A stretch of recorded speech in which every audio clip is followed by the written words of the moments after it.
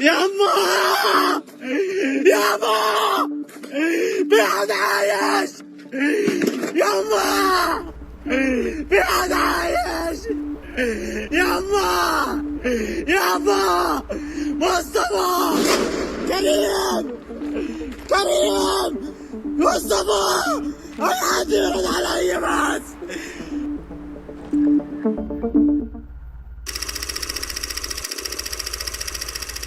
What is so special about the people in the United States? Nothing is special.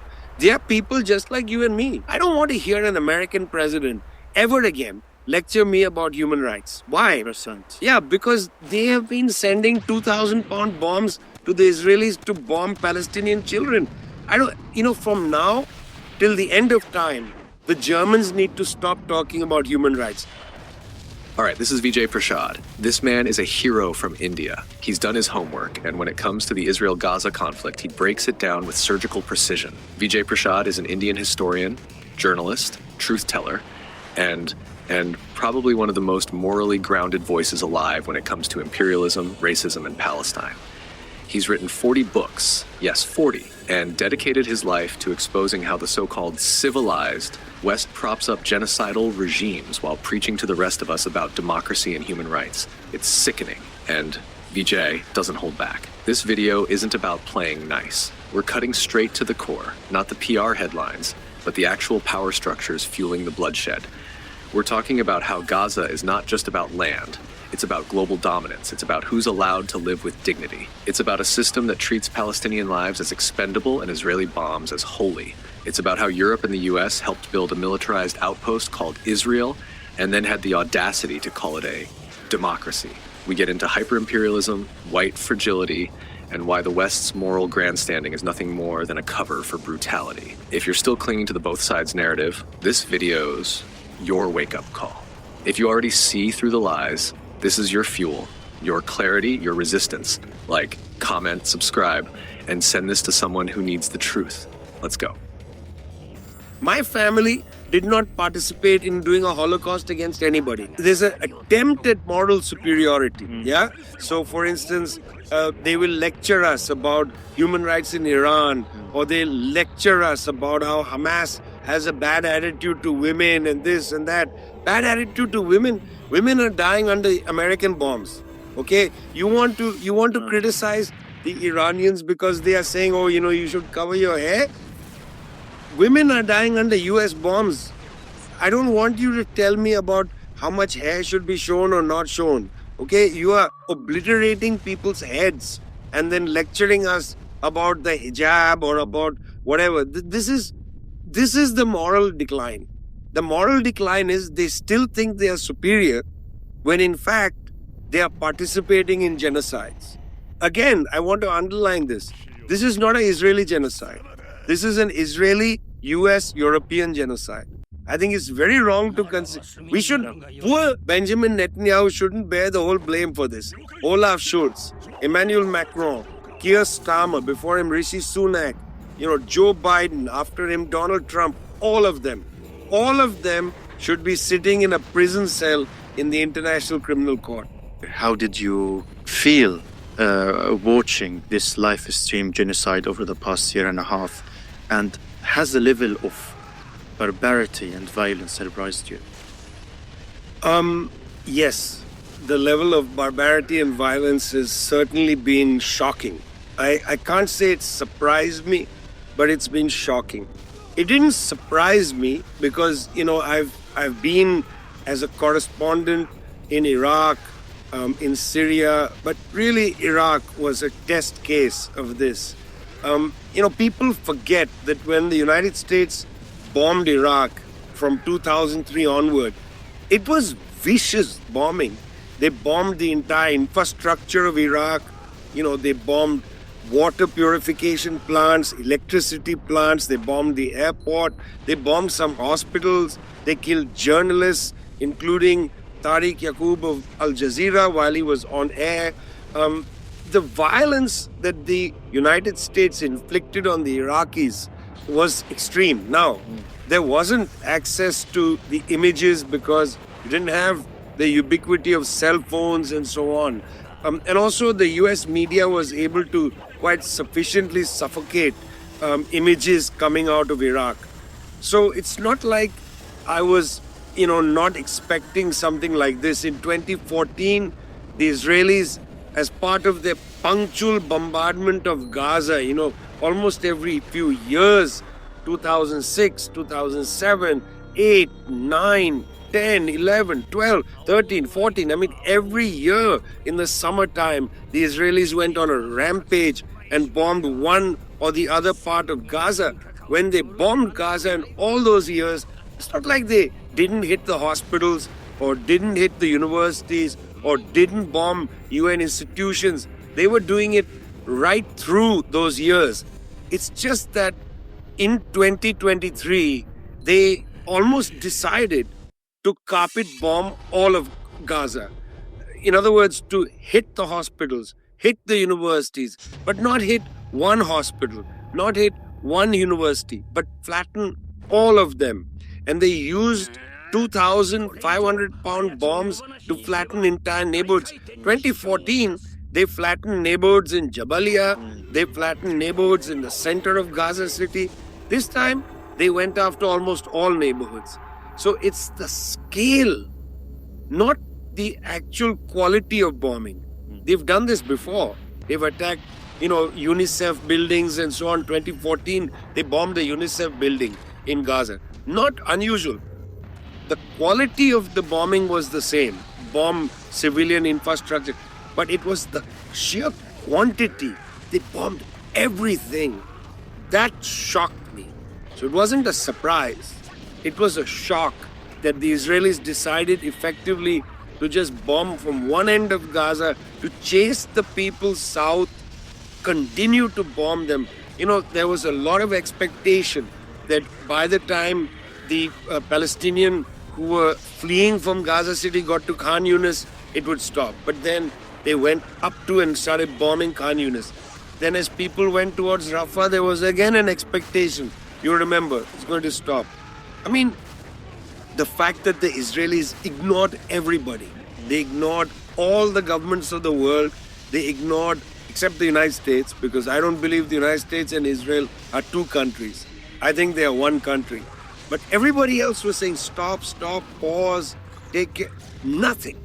Not one day did they stop without wanting to wrest some concessions from somebody or the other. And there was no space for dialogue or negotiation. That was shocking.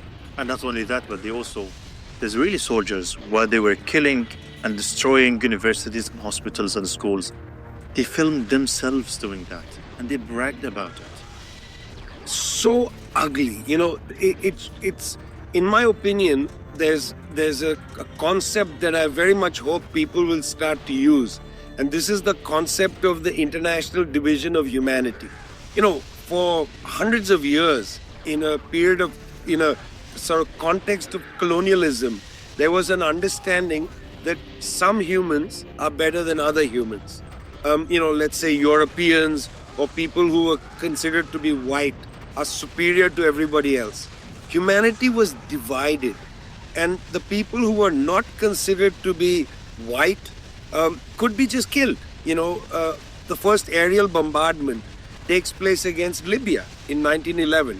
The Italians just carpet bombed the Libyans and then bragged about it, saying that our aerial bombardment is a good education for the tribes, the Arab tribes in Libya. They learn to behave themselves. 1924, the British bombed the Kurds in northern Iraq. Again, Arthur Bomber Harris writes a report saying, these Kurdish tribesmen, they will learn to fear us. They're a lower form of humanity. When I watched the bombing by the Israelis of the Palestinians, it was very clear that there was an international division of humanity operating. One Israeli child, seemingly, according to some calculation in Washington, D.C. or in Tel Aviv, one Israeli child is worth 10,000 Palestinian children. If one Israeli child is hurt, you are allowed to kill 10,000 Palestinians. That's the attitude of the International Division of Humanity. And the way the soldiers were displaying children's clothes, breaking toys, and the cruelty, that cruelty, you can't even say it's excessive. Because if an international division of humanity is operating, it's normal to treat the children of the savage with absolute contempt. And that's exactly how the Israeli soldiers were behaving. They treated Palestinians as savages. And this itself has to be considered not just a war crime, but this is beyond that. I mean, it's somehow even the term genocide seems too little. This is something beyond that. This is a crime against civilization. Yeah. I wouldn't say that it's only Israel who treated the Palestinians as savages, but also most of the West, because they have enabled and participated in this genocide. And that actually takes us to another aspect of the conversation today, which is a report that your group authored recently. It's called Hyper-Imperialism. So we'd like to talk a little bit about hyper-imperialism, but before we go there, can you, in your own words, and briefly describe to us or define to us what is imperialism, what is the global south, and what is the global north? Yeah, this is an old concept, imperialism. Effectively, what imperialism refers to is a structure in the world where certain people, either a minority group of people as nations or a group of nations, oppresses the majority of the world, treats them as subhuman, takes their resources and sells them finished goods. In other words, continues to benefit by the subjugation of other people using their labor, their resources and so on. That's imperialism. Imperialism is something that we experienced, during the British colonization of large parts of Africa, Asia, French colonization of large parts of Africa, some parts of Asia, so on. I mean, in a sense, after the collapse of the Ottoman Empire, the totality of Palestine was colonized by the British and was held as a so-called mandate. Palestine was in British hands and north of Palestine in French hands, the French mandate, including what is today Lebanon. Then the extraction of resources and the use of other people's labor at lowered cost. That's imperialism. You see, we live in a slightly different period than the classical imperialism. Why is that?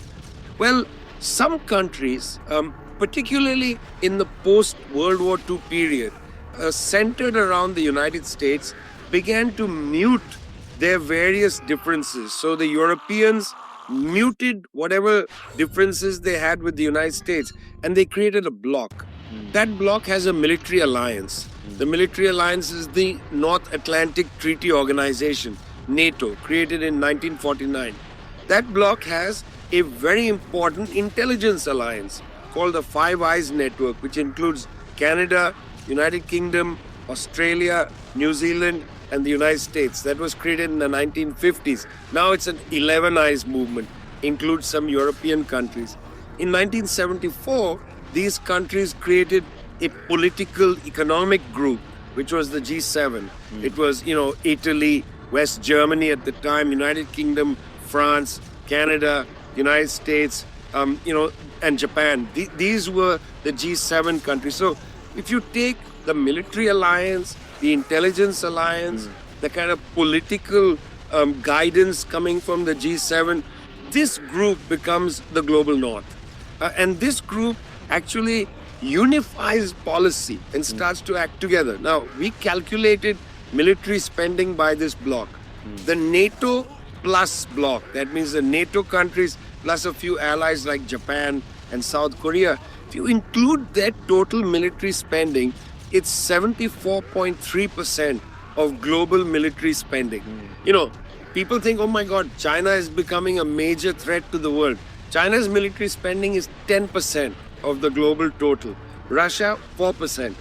It's this NATO plus country with the United States as the major spender on military arsenal. This is the real threat to the world. And Israel is a part of this bloc. I mean, I'm very much of the view that the debate that has happened over many years, is the United States directing Israel or is Israel directing the United States? This is a debate we should stop having. The fact is, the The United States and Israel are one country when it comes to the Palestinians. They operate hand in glove. If you start thinking that they are not hand in glove, you will get confused.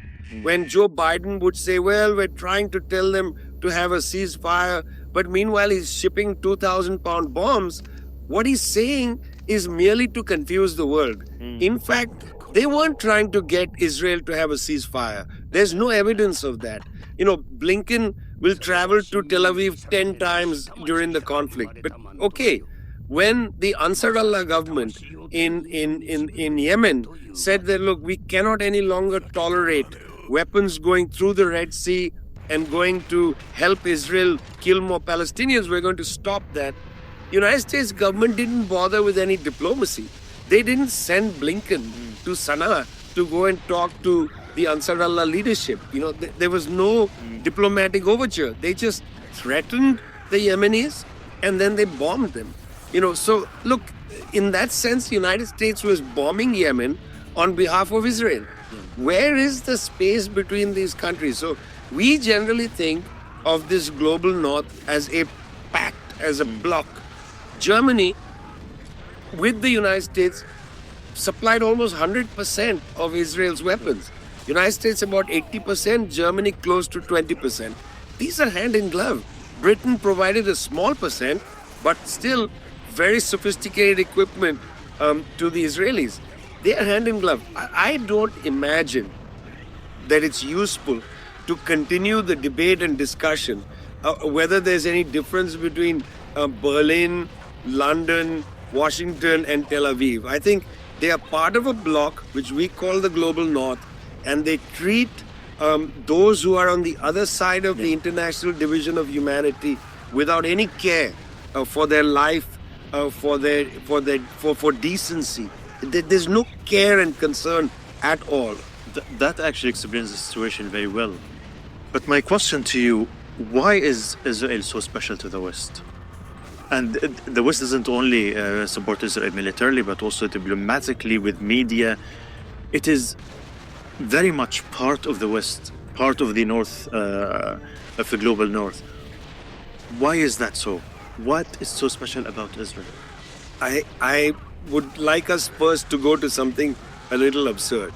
Just the other day, an Israeli football team was playing a match in Amsterdam where their supporters arrived in the city and ran riot, tearing down Palestinian flags, chanting offensive racist things, and then instigating a fight against the supporters of Ajax, the team that was there. What was an Israeli team doing playing in Amsterdam? Well, Israel plays in the European League. But by the way, for people who don't know this, Israel is in fact in Asia, is not in Europe. Secondly, Israel participates in Eurovision. Israel is part of Asia, it's not part of Europe. But the Europeans see Israel as a garrison, a European or white garrison that is out there almost like an aircraft carrier in the Arab lands. They see Israel as part of them, and I'm saying this now with an understanding of the kind of racial or racist metaphysics that colonial ideology produces. Israel is Europe in Asia. There are so many quotations to this effect made by Israeli leaders saying that, we are a European civilization, we are a European bastion surrounded by Arabs. These are all racist formulations. To call Israel a European, part of European civilization is absolutely ridiculous. What does that mean? Is it or is it not part of Asia? If it's part of Asia, it's not part of Europe. But they don't mean this geographically. The reason Israel is part of Europe is the same way Australia is part of Europe. Australia also participates in Eurovision. This is a racist metaphysics. These are white countries. And I don't think this should be underemphasized. They support Israel because it's a white country fighting against people that they think of as dangerous barbarians. And I know I said this before about the international division of humanity, but I really feel like this gets underplayed and underspoken about. in the analysis of the genocide against the Palestinians that there is an enormous attitude of racialist white supremacy that operates here, and a kind of assumption in European and North American countries that somehow the whites of Israel have to be defended against the browns of the Palestinians. And that repulses me, that is what gives license to Israel to slaughter tens of thousands of people, including tens of thousands of children. In your report titled Hyper Imperialism, a Dangerous Decadent New Stage, there's a quote that I would like to read. You say, "It is not a matter of exaggerations to say that the global north has declared a state of open hostility and war on any section of the global south that does not comply with the policies of the global north." What do you mean by this hostility and war on the global south? And where do you see Palestine fits into this? So to make the point, let's go to Cuba for a minute. Yeah. I just published a book with Noam Chomsky called On Cuba.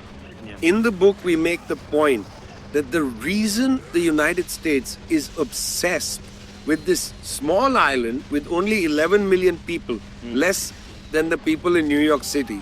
The reason the United States is so obsessed is that the Cuban Revolution has been defiant. That's a word that the US State Department uses. It's Castro's defiance that they don't like. That's how they say it. And they are worried that that defiance will become contagious. So therefore, that defiance has to be destroyed.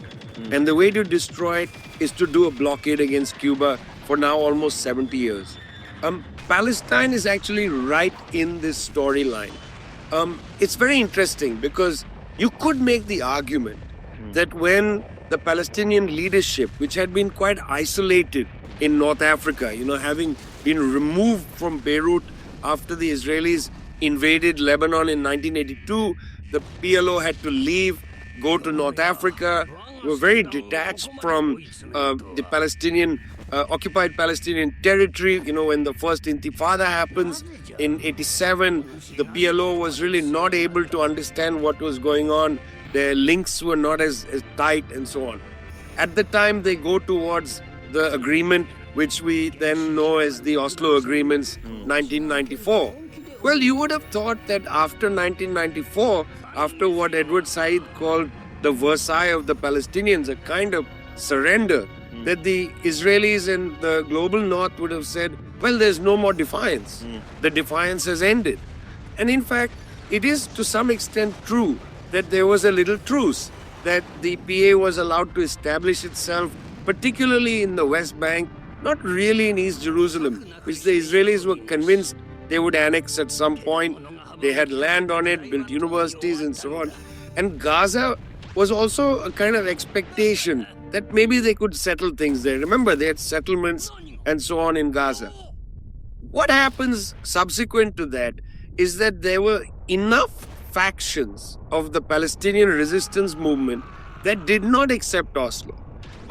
Some of these were of the left, but there were also groups like Islamic Jihad, Hamas and so on that rejected Oslo. And it's their defiance that makes this idea of Hamas so central to the imagination of the West. Subsequent to the Hamas winning the Legislative Assembly elections 2005, that's when the bombings start of Gaza. It's to actually snuff out defiance by Hamas. They defied not only Oslo, but they defied the global north. Now, this doesn't mean that it's about Hamas. It's about defiance. And it's so interesting that the West linked Hamas to Iran very early on. Regardless of the West's stereotypical attitude to the Middle East, where they say, well, Shias and Sunnis don't get along. I mean, Hamas had nothing to do with Shiism. It comes out of the Muslim Brotherhood tradition. It was largely getting financing from Qatar and Turkey. There was really not much Iranian influence at all on Hamas. But the United States put together all the elements of defiance in the Middle East. Hezbollah, Hamas, Iran, all in one place and all that defiance had to be killed off. Later, when Ansarullah comes in, they say again it's an Iranian proxy. I mean, now Mr. Netanyahu is conducting what I think of is an act of gaslighting. He wants, and he's been trying desperately, to turn the genocide against the Palestinians into a war against Iran.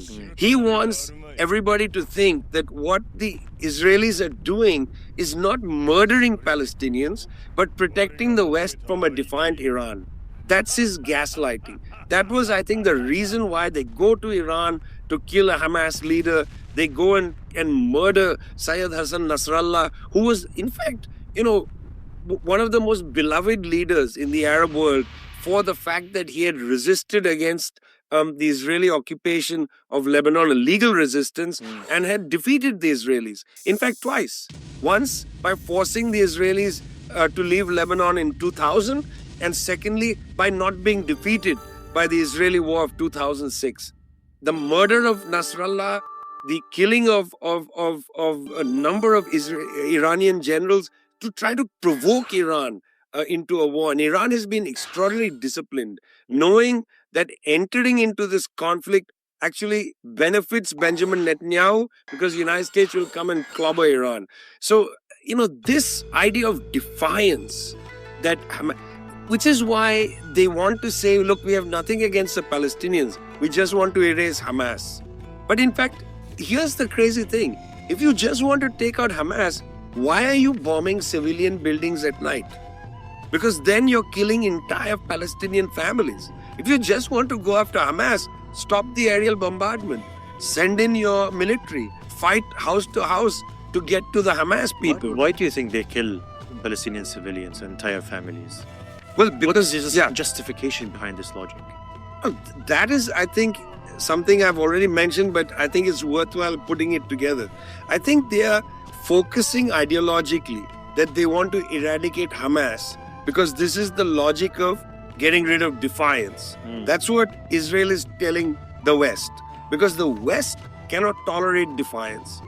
The attack on Cuba is similar to the attack on Hamas along those lines. Don't permit defiance because defiance can be contagious. That's what they're telling the West. But what in fact the Israelis are doing is pretty straightforward.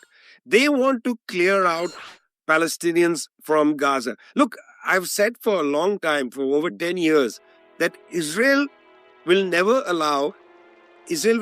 permit a one-state solution. A one-state solution goes right up against the Israeli idea of the Zionist state.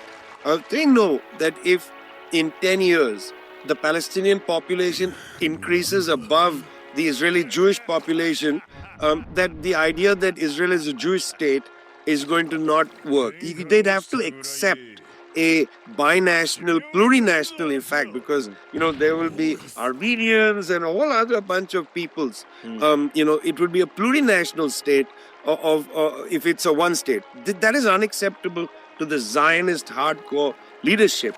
A two-state solution is largely impossible because, the settlements in the West Bank have eaten the territory.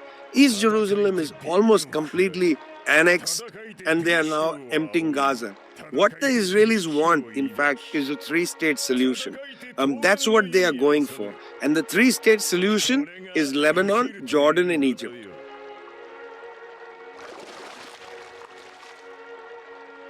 كلك اطلع من المخيم اسكني مكان ثاني. لا طبعا. لو شو ما ينطوني ان شاء الله ينطوني مليون، ان شاء الله ينطوني 2000 مليونين، مش طالع. لو الجيش بلش يقصف يعني بدي اخاف منها. هم كلها اصلا لو يفلتوا الطيارات والسلاح بيصيروا ببوسوا اجرنا. بدي يطلعونا من ارضنا، مش رح نطلع. شو ما يصير يصير، مش رح نطلع. هاي ارضنا وارض جدودنا، مش رح نطلع. صامدين صامدين صمد. ما تخافيش من اي صوت رصاص وقصف او انفجار؟ ولا رصاص ولا قصف ولا انفجار، عادي. هو انا بخاف شوي بس ما بخافش من الجيش. ولا بخاف ولا من حدا غير الله. الله حامينا. دا استشهد على أرضي، دا موت على أرضي. بروح هناك يعني بموت هناك. يعني إذا هربت من أرضي بديش أموت هناك، لا عادي بموت هنا. شهداء عند رب العالمين. One sure sign that the narrative, the tide, is turning on Israel's war on Gaza when a former Israeli prime minister describes the war as genocidal. Enough is enough. Medics getting the story out. The doctors and nurses filling in the vacuum in the news coverage. And taking a look under the hood of the Gaza Humanitarian Foundation. The agenda never has been to provide humanitarian aid to the Palestinians. An organization that does not do what its name implies.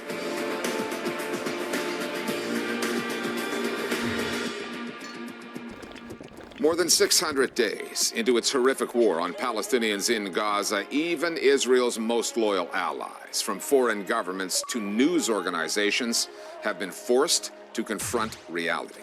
From Berlin to London, Paris to Ottawa, support for Israel is turning into disapproval, verging on condemnation over the humanitarian catastrophe unfolding in the Strip. Starving Palestinians have been lining up for food aid supplied by an organization that is the brainchild of the American and Israeli governments and looks more like a PR exercise than a humanitarian response. The external political pressure, along with rising dissent within Israel over the Netanyahu government's waging of this war, is having an effect on the media narrative there and fracturing a consensus that goes all the way back to October 7th, 2023. Try as the Israelis might, it will take more than a trickle of humanitarian aid to silence their critics, more than propaganda to hide the war crimes it is committing. When they talk about Israel and its genocidal ways in Gaza, European politicians choose their words carefully, particularly German ones, like the Chancellor, Friedrich Merz, who went on the state-funded broadcaster where he said, finally, and more than once, that Israel has gone too far. Ich werde es jetzt auch noch etwas deutlicher sagen. Das, was die israelische Armee jetzt im Gazastreifen macht, lässt sich nicht mehr mit einem Kampf gegen den Terrorismus der Hamas. We have been hearing more and more international criticism. Germany's is probably the most significant one because of the historical baggage, that guilt of the Holocaust that brought Germany to just accept and support whatever crime Israel has been committing. So the fact that even Germany can no longer whitewash Israel's crime is extremely significant. At the same time, the foreign minister said, but you know what? We will not ban the weapons to Israel. We reject an arms embargo. Deutschland ist ein Land, das ja das Existenzrecht und die Sicherheit des Staates Israel als Teil seiner Staatsräson versteht, immer verpflichtet, Israel. So the European government is saying, we condemn a killing spree, but we will give the killer a sharper knife. Telling Israel, what you're doing is morally wrong and might lead to negative consequences, but we're not going to implement those consequences yet. With the European governments, you can see stronger statements at the moment, but statements basically bounce off Israel's iron dome of impunity. From Merz, of all people, it is truly too little too late, and I await to see whether Palestinian solidarity activists, students who have been calling out this genocide and facing brutal policing, in some cases deportation, I look forward to Merz welcoming all those people back to Germany and telling them that they were right all along. Chancellor Merz added Germany's name to a growing list of Western countries, including France, the UK, and Canada, that have criticized Israel over this war, threatened it with sanctions, but have not yet acted.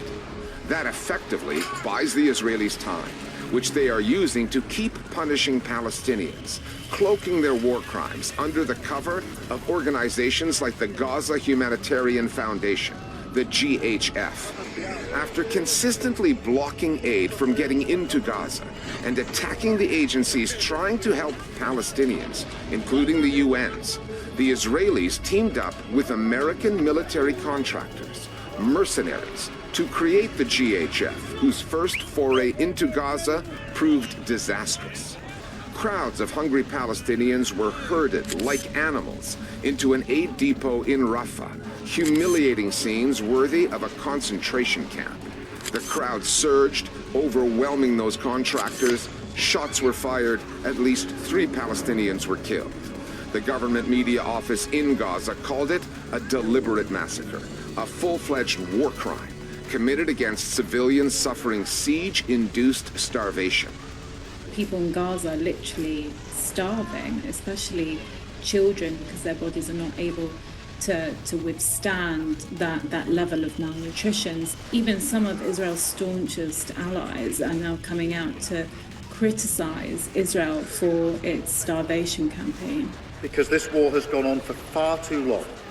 We cannot allow the people of Gaza to starve. It's not because they're having these big epiphanies that mass slaughter of Palestinians is wrong. There's a great liberal centrist tradition of standing on the right side of history only when the relevant moment to do so has significantly passed. We are seeing that grand liberal tradition be repeated now by Keir Starmer, Emmanuel Macron, Mark Carney, and other leaders who are only willing to condemn, but indeed not stop, Israel's activities at this point. I think future-proofing of reputation to say, oh, but we did indeed speak up, might very much be in play here. But those of us who have been paying any attention at all for the last year and a half plus are all too aware that these very governments have been funding and ideologically enabling Israel's actions. Throughout its war on Gaza, Israeli officials from Benjamin Netanyahu on down have routinely dismissed allegations of war crimes as inherently anti-Semitic. The anti-Semitic decision of the International Court in The Hague is a modern Dreyfus trial. That argument is more difficult to make now, since more and more of those accusations are coming from Israelis, including a former prime minister. What is it if not a war crime? Ehud Olmert first made that argument in a liberal Israeli paper, Haaretz, before repeating it on CNN. Yair Golan, a former army chief of staff turned opposition leader, is another who has strayed from the path. ששרים בממשלה הזו חוגגים מוות והרעבה של ילדים, חייבים לומר את זה. There have also been shifts in coverage in the Israeli media. Although limited and more common in the print sector than the broadcast side, they are notable in that they reflect what is occurring politically. Ehud Olmert is one of the earliest founders of Netanyahu's party, Likud. So he is no left-wing pro-Palestinian peacenik. He's the guy that carried out one of Israel's most atrocious wars on Gaza, Operation Cast Lead. So to see him now condemning what Israel is doing in Gaza as a war of annihilation, as genocide, it is extraordinary. It speaks basically of how far Israel has gone. This moment is ripe for the likes of Yair Golan and other opposition figures in Israel, because Netanyahu is facing increased pressure, and leaders around the world will be happy to scapegoat Netanyahu as the perpetrator of this genocide in Gaza, rather than face the reality that this was a genocide perpetrated against the Palestinian people by the state itself. And so this moment presents an opportunity to put all the blame on Netanyahu, both internally and internationally. Israel is now panicking, realizing that their strategy of repeated atrocities to exhaust the global attention did not work. That's why you had the Daoud Ahranot saying, our propaganda is collapsing, our legitimacy is over. And you had Israel Hayom saying, the world is talking less about us and more about Gaza. And their solutions is not to end the genocide, but to propagandize more, to whitewash the genocide even more, to double down on the failing strategy that didn't work. Without a doubt, there are media outlets and journalists who are reassessing their position regarding this war, and Ynet is a good example. They're showing more pictures of what's going on in Gaza, speaking through the angle of starvation, referring to it more and more. Overall, however, Israeli media coverage that allows for empathy for Palestinians remains the exception, not the rule. אנחנו שולחים 5 אוגדות של חיילים מטובי בנינו להילחם בעזה, לשחרר את החטופים, להכריע את חמאס, ובמקביל לזה אנחנו נמשיך להכיל את האויב. 600 days into this war, there have never been more lives at risk in Gaza, where day after day, GHF aid depots have produced nightmarish scenes of desperation and violence. Politicians overseas out to salvage their legacies could be enough to save some of those lives. But, as Israeli journalists well know, there will be no saving of reputations on the Israeli airwaves. The moral standing of news channels that too many citizens there still use as their primary source of information. If you're only consuming Israeli media in Hebrew, you will know less about what the Israeli army is doing in Gaza than probably any given citizen in the rest of the world. The Israeli media has been a collaborator with this genocidal mindset and actually promoting it. And by concealing the Holocaust of Gaza from the eyes of the Israeli public, when the day comes that the criminals responsible for this genocide will stand on trial, I think next to them on the bench, the Israeli media should be located. There's a reason that experts in genocide studies and humanitarians are using terms like final solution for this stage of the genocide in Gaza. We're seeing images of children burnt, trapped in schools. The reports we're hearing from the imperiled hospitals has prompted certain world leaders to speak up, but that shouldn't lead any viewers to think that this is because there's been some sort of dramatic aberration by the Israeli military. This is a continuation and an escalation in Gaza after so many, many months of this kind of genocidal warfare. Throughout Israel's war on Gaza, healthcare workers have become key voices in the reporting of this story. And over the past couple of weeks, the dispatches coming out of hospitals there have grown more and more desperate. Meenakshi Ravi has been tracking this story. Gaza's healthcare system and the Palestinians who work in it have been systematically targeted by Israel for nearly 20 months now. At least 94% of all hospitals in the Strip have been damaged or destroyed. More than 1,400 healthcare workers have been killed, with thousands of doctors and nurses arrested. The few who have made it out of prison say their Israeli captors reserved specific brutal torture for medics. International doctors who have traveled in with aid groups now say their mission goes beyond medicine. The main thing is to come here to bear witness, because you're not seeing what I'm seeing, because there's been a complete block to all media.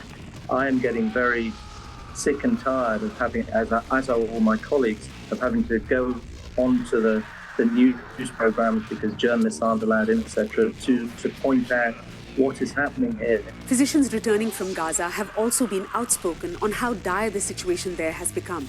The starvation, the particular nature of the burns and injuries they are seeing, and the targeting of Palestinian medics. People need to understand that civilians, their families, healthcare workers are being intentionally and deliberately killed. And Dr. Hassan, I just want to say that the IDF have said in their statement regarding this attack in Khan Yunis, they've said that the IDF evacuated civilians from this area.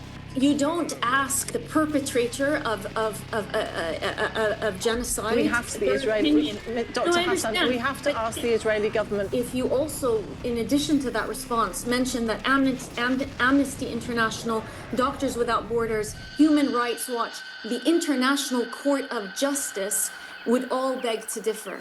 This past week, American trauma surgeon Dr. Firoz Sidwa delivered testimony to the United Nations Security Council. I'm not here as a policymaker or a politician. I'm a physician bearing witness to the deliberate destruction of a healthcare system, the targeting of my own colleagues, and the erasure of a people. These doctors are not isolated voices.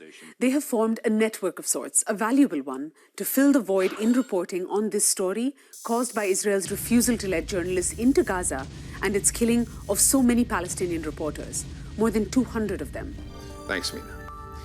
In our lead story, we touched on the Gaza Humanitarian Foundation, the GHF. Formed just months ago, it is an American-Israeli coalition that includes ex-CIA and military personnel. It is a shadowy group that started distributing aid in the southern end of the Strip this past week. There is not a single international aid organization that has endorsed or cooperated with the GHF. Instead, from the UN to Oxfam to Médecins Sans Frontières, warnings have been issued that the GHF is militarized, privatized, and politicized, an exercise in, quote, aid washing, when a pretense of aid is designed to cover up something else entirely. One of the news outlets tracking the GHF closely with reporting from Palestinian journalists in Gaza is Dropsite News. Its co-founder, Jeremy Scahill, joins us now. Jeremy, let's start with the name of this organization, now handling aid in the war zone, the Gaza Humanitarian Foundation. Is the GHF out to do what its name implies? Not in any way, shape, or form. I mean, first of all, let's just get one basic fact straight. The amount of so-called aid that it's distributing is a pittance relative to what is needed in these starvation conditions in Gaza that are being enforced as an act of war by the US-backed Israeli regime. It's incredibly cynical to use the term humanitarian in this name because Netanyahu himself has been very clear that this is a scam, a scheme that is intended to kind of quiet some of the criticism that Netanyahu has received, primarily from Republican senators who have said, we don't like the appearance of starvation in Gaza, so if you can create the facade that you're actually doing something, then we're going to make sure that the weapons keep flowing and our support for your war of annihilation continues. I mean, Richard, you couldn't get a sort of starker symbol of what the agenda is here, that you have a circumvention of an existing program that was effective, that you have American mercenaries deployed on the ground, that you have Israelis opening fire at desperate, starving Palestinians, and that it's all actually out in the open, that the intent of this is to be just sort of a facade of humanitarianism to enable a genocide. The GHF's aid distribution got off to a bad start this week. The images that have come out of this, the Palestinians in those caged pens lining up for food. When you looked at those images, what went through your mind? Well, look, I've been speaking to sources on the ground. We have reporters inside of Gaza, and my understanding is that there was almost no coordination whatsoever with local aid organizations to even inform people where they would be able to go to pick up these parcels or what would be inside of the parcels. People just heard through text message, WhatsApp, word of mouth, there's going to be aid dropped in this location. And so because the population is starving and you have acute malnutrition among thousands of children, people started to trek through incredibly dangerous terrain. And they arrive at these sites and it was very chaotic. In some cases, they were using biometric identification systems or interrogating people. In others, they forced, or almost like cattle, Palestinians into barbed wire fencing apparatus. On the first day that they started getting this aid distribution underway, we heard from sources inside of Gaza that a man had been kidnapped when he was interrogated by Israeli intelligence. They got his family on the phone. They were supposedly looking for some relative that the family hadn't been in touch with since the start of the war. And when he didn't provide information that they were demanding from him, they disappeared him. That family has no idea where he is. We've heard of at least a dozen or so more other people that were snatched when they went to go and get aid. Also, the Israelis opened fire at one point. They say that it was warning shots, but Palestinians were killed. You know, Israelis compare Palestinians to animals, and this is part of what the plan is. They want to essentially bait them into a cage, shut the door behind them, and then they either get killed in this killing cage, or the ultimate plan, which they call Trump's plan, is to take that cage filled with Palestinians of Gaza and ship them to another country. What we are witnessing here right now is a completely disgusting trap that Palestinians are being forced to as part of what Netanyahu has described as the final stage of his war to conquer Gaza. Now, its backers say that the GHF is specifically designed to bypass the UN, its relief agency, UNRWA. Why do the Israelis and the Americans involved in this say that that's even necessary, the bypassing of established, tried, and tested systems of aid distribution? Richard, it's because the agenda never has been to provide humanitarian aid to the Palestinians. UNRWA was established around the same time as the state of Israel was imposed on Palestine. And the reason that Israel has always stood against UNRWA is because it is perhaps the most powerful symbol that makes it clear that Palestinians have a right of return to their land, have a right of return to their homes. What we saw from the moments after the October 7th operations happened inside of Israel was a very intense campaign to try to demonize the United Nations as a whole, but UNRWA specifically. And the Israelis began planting stories that said that scores of UNRWA employees had participated in the October 7th attacks. And perhaps the chief launderer of this narrative in the media was the Wall Street Journal. And those stories were actually published with a byline of one of the reporters who herself was a former IDF soldier.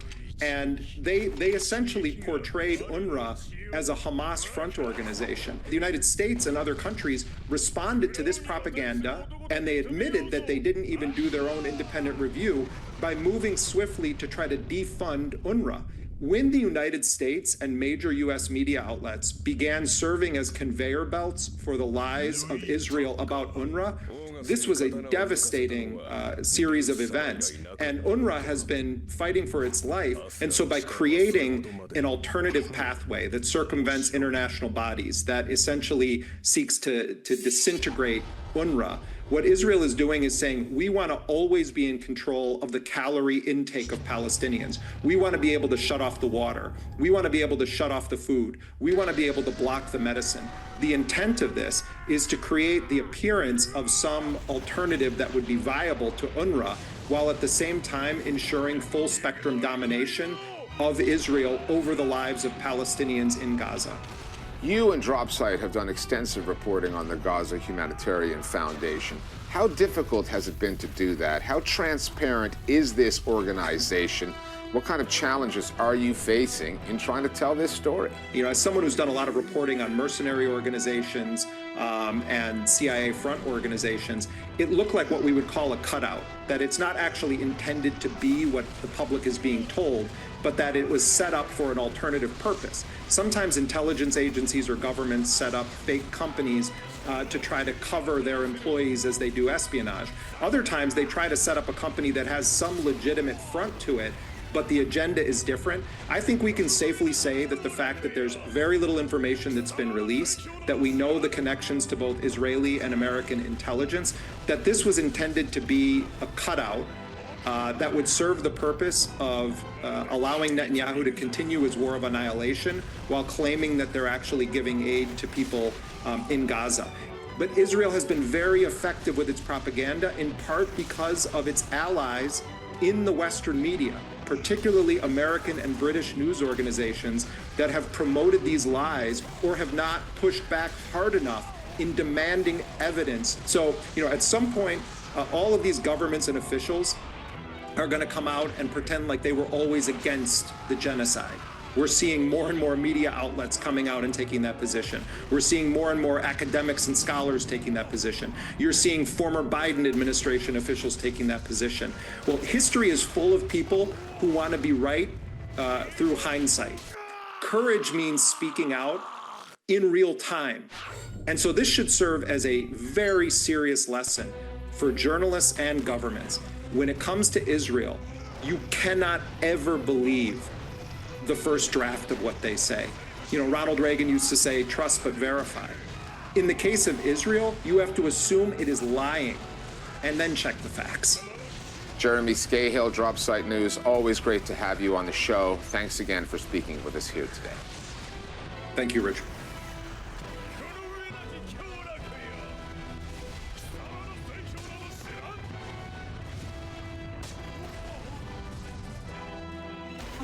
As you eat your breakfast here in Please Congress, leave me alone.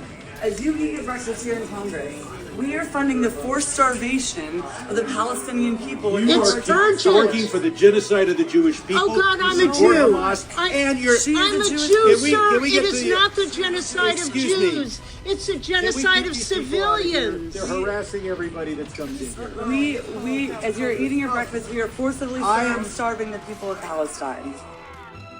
We previously understood that all of the talks relating to the ceasefire inside of the Gaza Strip are between the United States, Israel, the Palestinian negotiators, Qatar, and Egypt. Previously, the Palestinian resistance asked that Russia, Turkey, and China are added as guarantors.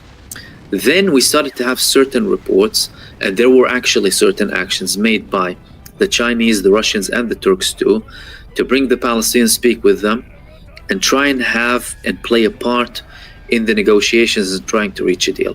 But now Donald Trump landed a bombshell. And that bombshell was the fact that he confirmed that Iran is now involved in the peace talks in Gaza with the United States and Israel. We want to get the hostages back. It's all I can tell you. Whilst declining to elaborate on the role that Iran is playing. He said Gaza right now is in the midst of a massive negotiation between us, Hamas, and Israel, and Iran is actually involved, Trump told reporters following an event in the White House after returning from Camp David. The US president did not elaborate on the nature of Iran's role and said, "We'll see what's going to happen in Gaza. We want to get the hostages back. That's all I can tell you." This is the first time that anyone says Iran is involved in the negotiations. That's something very significant. And are they involved in the negotiations as part of the bigger negotiating plan or negotiation rounds that are happening between them and the United States in relation to the nuclear program of Iran? Maybe, but the president is saying that. That is problematic for Israel. Israel always wanted to show Iran as, the big demon, and they can't, and they're denying officially in Israel. No one is saying that Iran is participating. As a matter of fact, Benjamin Netanyahu always wanted to wage a war against Iran. However, one of the family members of the prisoners of war inside of the Gaza Strip, he is the uncle of Eitan Moore, he said the following: "I am certain that Iran is involved in the negotiations to release the kidnapped."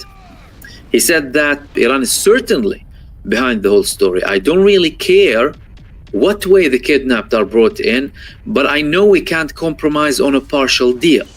We are not interested in selections. We are a family of Holocaust survivors. We have already gone through selections. It doesn't matter if it's through Iran or somewhere else. We must not compromise."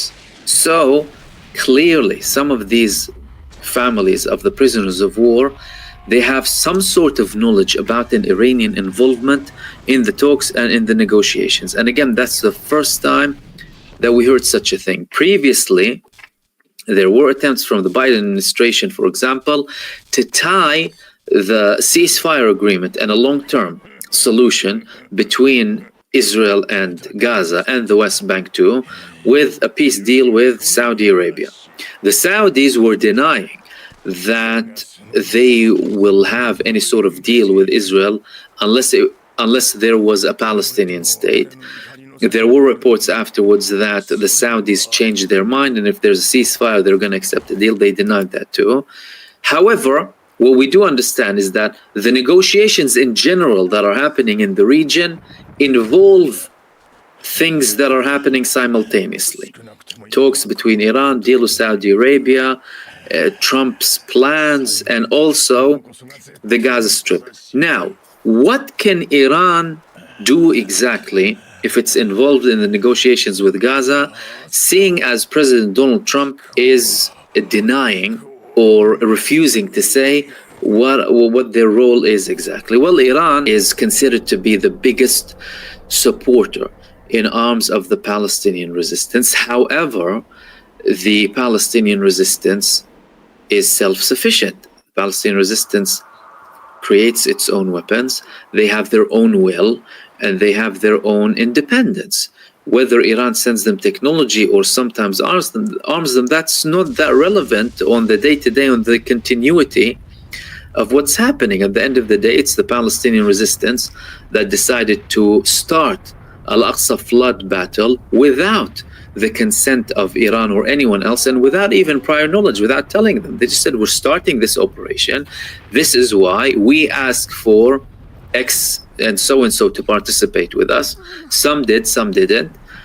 And we are where we are. But Iran has a lot of leverage because despite all of that, they have been the biggest supporters. They support the Palestinians with technology.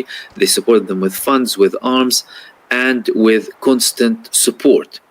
Now, if Iran manages to speak with the Palestinians about a long-term solution that would be agreed upon and that would provide more reassurance, for example, to the Israeli side, that could maybe, from an Israeli perspective, move things forward. However, we're not talking about any ordinary Israeli leadership here. All of the Israeli leadership previously, they were criminals who participated in crimes against humanity. But now we have a psychopath.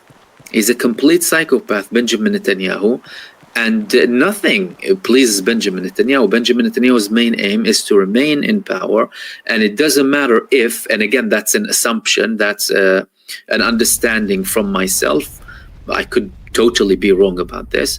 But even if certain guarantees are given to Israel or to the United States that are to do with Iran and with Gaza, that's not necessarily going to please Benjamin Netanyahu. Now, if we take, for example, the situation in Lebanon, the Lebanese resistance, Hezbollah, an organization that is directly linked with Iran, ideologically, religiously, in terms of jurisprudence, everything. They have had over 7-8 months now of not firing one shot at Israel despite constant attacks on Lebanon. That is most likely agreed upon with Iran too. Because although, again, if we talk about Lebanon and Hezbollah as a Lebanese resistance movement, the influence of Iran on the party and on the organization is far greater than the influence of Iran on Hamas, for example, or the Palestinian resistance movements. But the reason that I'm giving this example is to show that there is prospect of certain influence if Iran can have certain guarantees. Now, nothing seems to be working. Neither the negotiations between the American side and the Iranian side, nor the negotiations between the Palestinian side and the Israeli side through the mediators, of course. As a matter of fact, in Israel, there are many reports that the negotiations are at a deadlock. That's it, no progress, nothing is happening. Every side is sticking to its position, and there is no real prospect of anything being solved anytime soon. The only thing that we're seeing is some of these theatrics coming from some countries who are traditionally allied with Israel, supposedly to apply some pressure. However, that's not preventing the bloodbath in Gaza. So far, Benjamin Netanyahu has been getting away with murder, and people are legitimizing him getting away with murder, casting doubt on the fact that there's a genocide. Now going against people who are in the flotilla as if they're criminals somehow for trying to help 2.3 million people going through genocide. And Benjamin Netanyahu is still able to delay and get his way. That is, unless something happens tomorrow and his government is completely taken down and Israel goes to new elections. And if Israel does go to new elections, there will most likely be someone who is elected who's not Benjamin Netanyahu that will most likely get to a deal and a ceasefire that could be a long-term ceasefire. This is where the anti-government democracy demonstration takes place. People in this demo are also demonstrating against the war, but mainly in in order to bring back the hostages, not mentioning what is happening in Gaza. This is going to march down that street, and we're going to wait for them in one of the intersections with the photos of the children who were massacred in Gaza.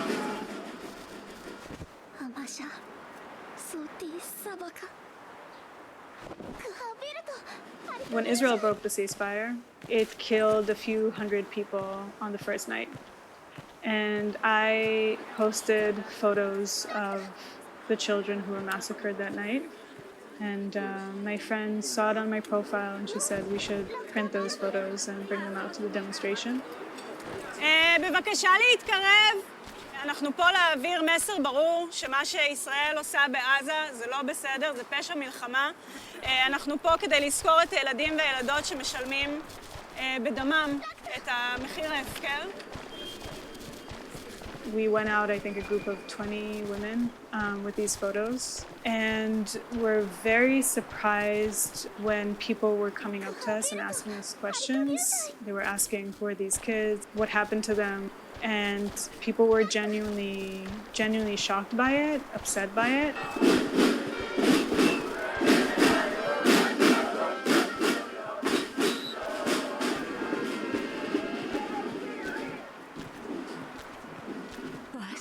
And so the next weekend we printed more photos, and over 100 people joined. And then the week after, over 200 people joined. And the week after, over 300 people joined, and it just started growing. All the children haven't done nothing. I myself a bereaved mother, so I know what they feel. Their parents, their family. Pain is pain all over the world. Do you think a lot of people in Israel understand what's happening? I'm not sure they want to understand. Maybe they're still looking for revenge. I don't know, but children don't have to pay. It's horrible.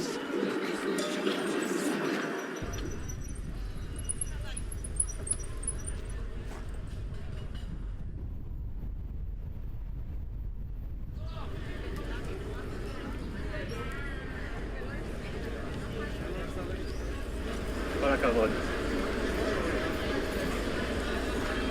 מדהימות, באמת, אין מילים. הכל בושה! אתם מחבלים, אתם בושה! Shame on you! Shame on you! You know what they're saying? Starvation. We should fatten the Gaza. Yeah, fatten them up like pigs and slaughter them. Yes! לכו תראו את כל אלה שנרצחו, יא חתיכת זבלים! אתם עם עזה, יא חתיכת בוגדים! זה מה שאתם! אין לכם בושה, חתיכת מסכנים עלובים! נהרוג את כולם! עד שלא יהיה להם אורז! שרמוט. הנה אוכל לעזה, בואו! יאללה, נחלק לכם!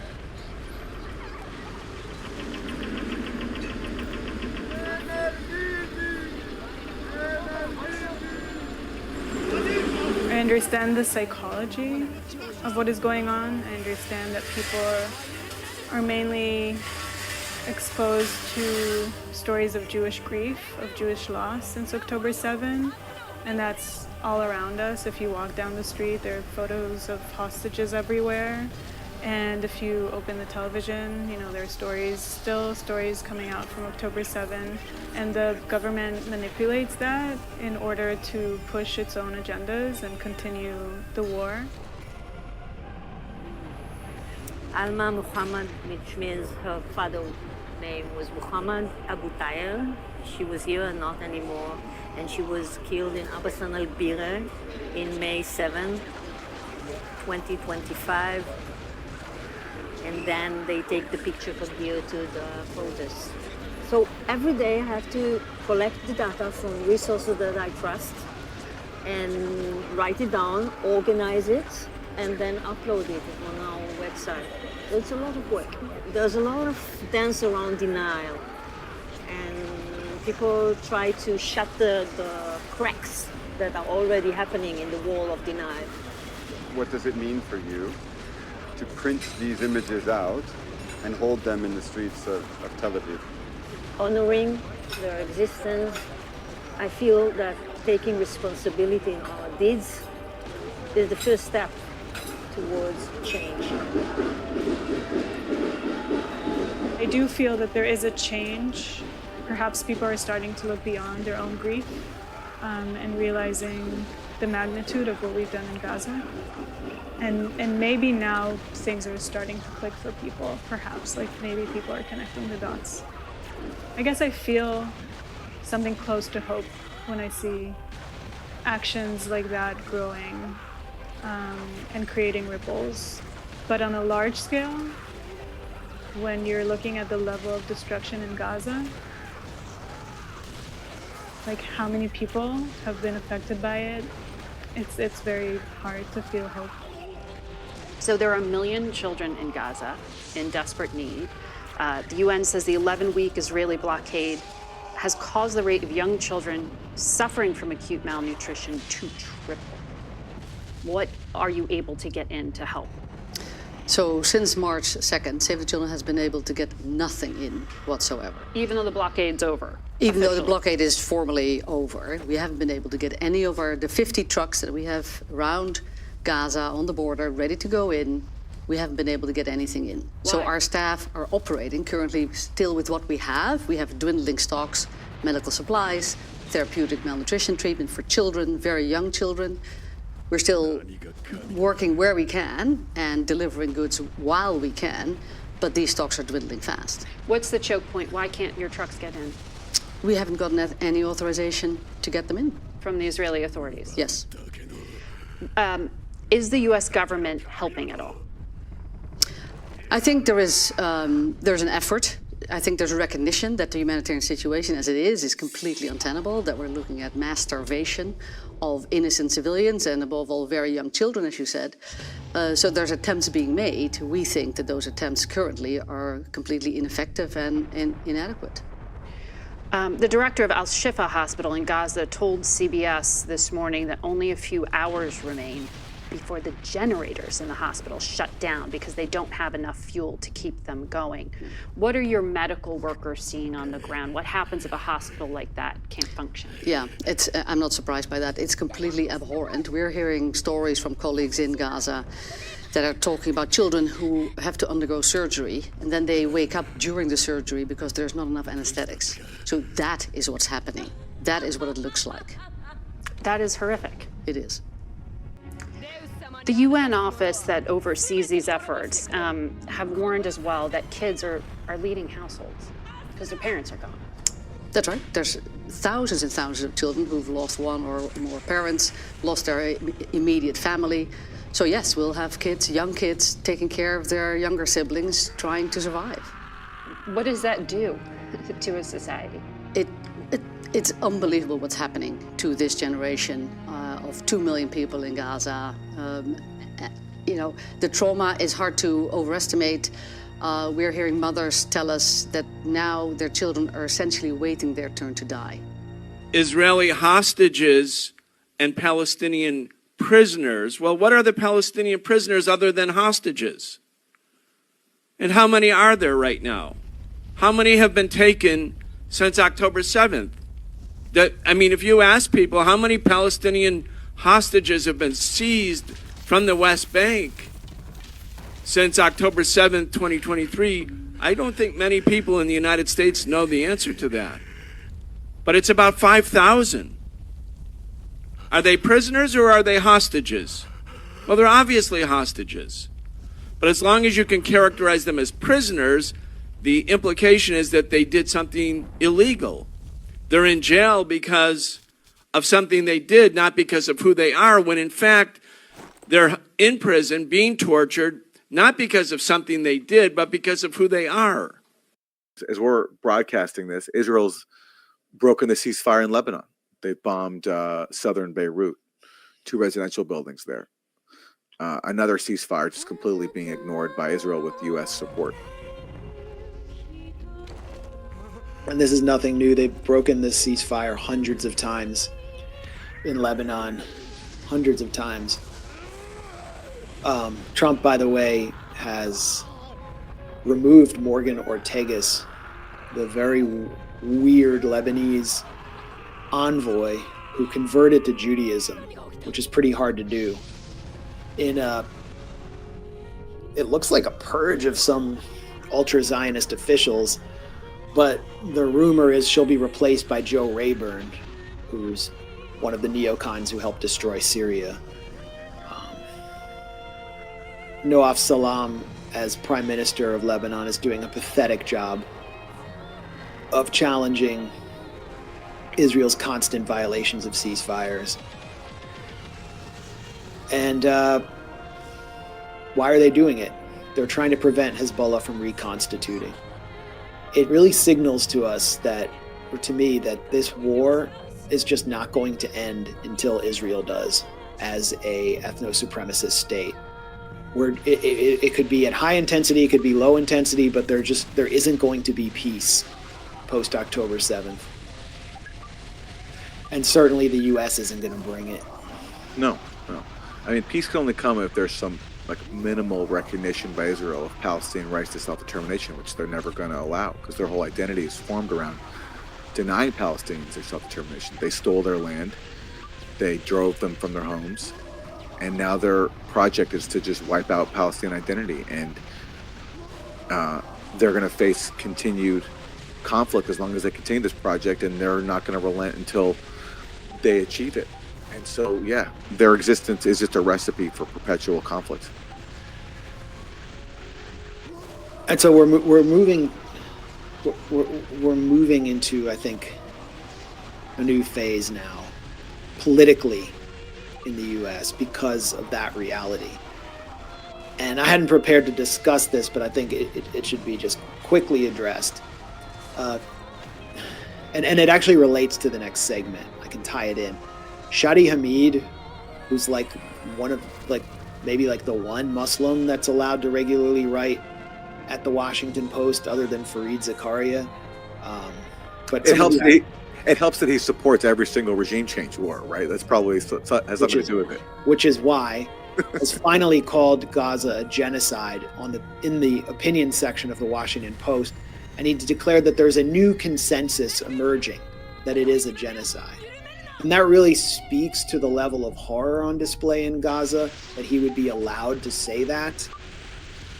But it also illustrates how destructive Israel's, and particularly Netanyahu's, strategy of playing this war out for as long as possible has been to Israel's soft power, which has been eviscerated. Politically, it maintains support among elites who are either afraid of being assassinated or blackmailed or very interested in being paid off. It has support among John Fetterman, who had some kind of a stroke and had his brain chipped by the Mossad.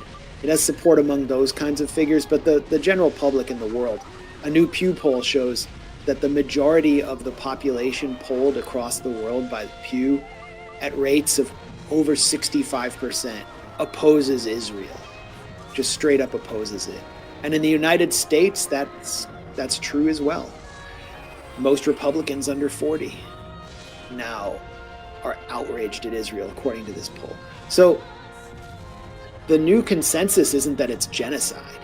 The new consensus is what we decide it should be now, which the Washington Post token Muslim contributor will adopt 2 years later. We've been saying it was genocide from day one because it's been genocide since 1948. So what we need to do is make people understand that Israel is the genocide is an incarnation of the fundamental logic of Zionism. And the new consensus needs to be anti-Zionism. The new consensus needs to be opposition to Zionism. There needs to be momentum to restore the UN resolution declaring Zionism a form of racism that is an abomination. And Jews need to challenge Zionism within their own communities. That's our task. So when the Washington Post says something's a new consensus, it means It was the reality several years ago that we've been calling out. And we're moving to push the consensus. We're moving to establish a new consensus, because this, as long as Zionism has a political base in the heart of the Arab world, there will be genocide continuously for the rest of our lives.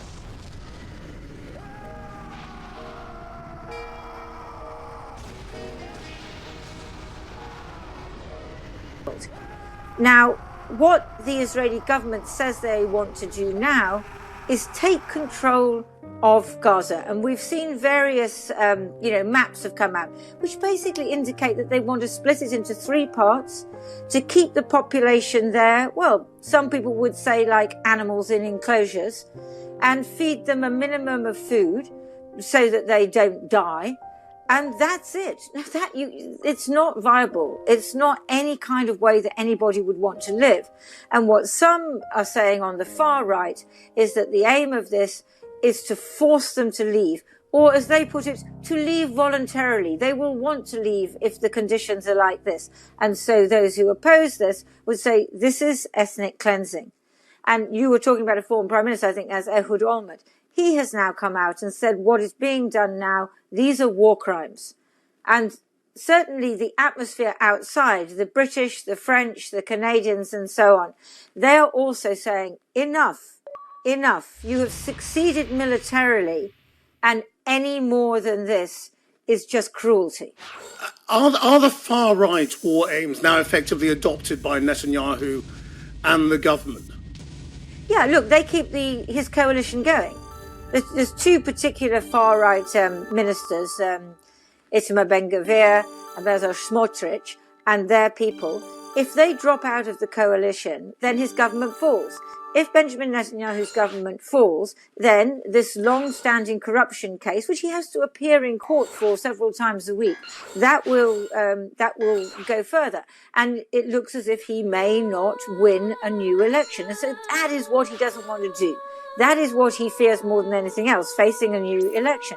And so he's really at their mercy, and whatever they want to do. And these are people who were on the absolute margins of Israeli society before. People who believe that Palestinians basically should be wiped off the state of what they call Eretz Israel, Greater Israel. They don't mince their words about it. But this is now in the mainstream of government.